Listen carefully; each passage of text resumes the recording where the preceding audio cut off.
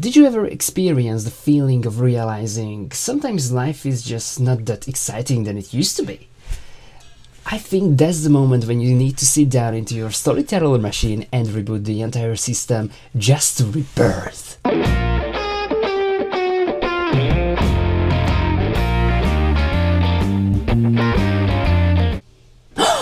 Is it New Comic Book Day today? Yes! Finally! That's mean DC Universe Rebirth just came out and it's hot like hell. But to understand some of the storylines which happening in this issue, you need to know the Last Days of Superman and the Darkseid War storyline, or at least just read Justice League 50 and Superman 52 before you start with this one. Because it's wow!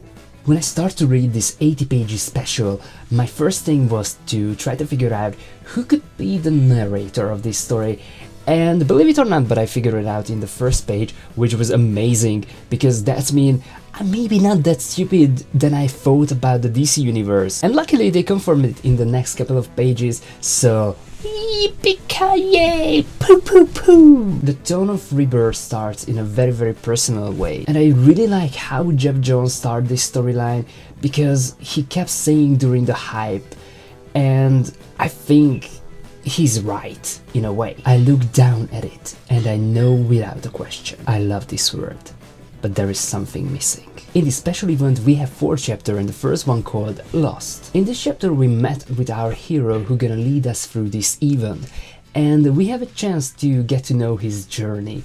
And my favorite part was definitely we get a quick recap from the DC's last couple of years, which was very intense, and it brought back some really good and some questionable memory as well. In Legacy we met with characters who we beloved or long forget, and they start to build something great, something new together. We hear the story of Flashpoint, and we have a chance to meet with Ray Palmer and Blue Beetle while our hero is still fighting. In a lot of ways the next chapter is my favorite one. It's called Love, and it's all about the greatest couple of DC history. It's a really amazing chapter because it's full with delightful moments and lovable characters and everything which you love, and it's brought out your romantic side as well, which is, I think, very heartwarming, and it's really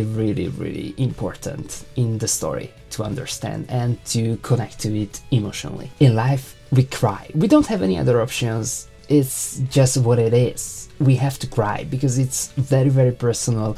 It's very strong chapter, and if you not cry in this chapter, then you definitely not connected enough to the DC universe. It could be easily the best Jeff Jones story what I ever read, and the world what they build here is, let me say, just it's crazy good.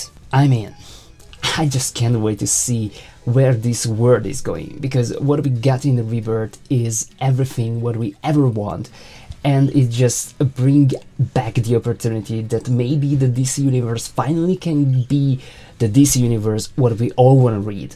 And I think it's really important. If this quality is the direction for the new DC universe, then I'm definitely in. Rebirth showcased the best characters of the DC universe and remind us why we connect to these characters so deeply and why they are so important part of our lives. Not to mention the honest opinion what Geoff Johns made about the new 52 and what is actually missing from the DC universe. I think this is how you start over.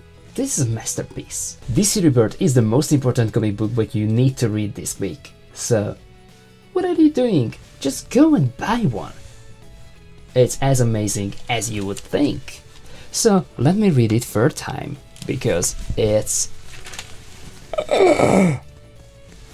Am I right? Till next time, read Scooby Apocalypse, because I'm gonna talk about it.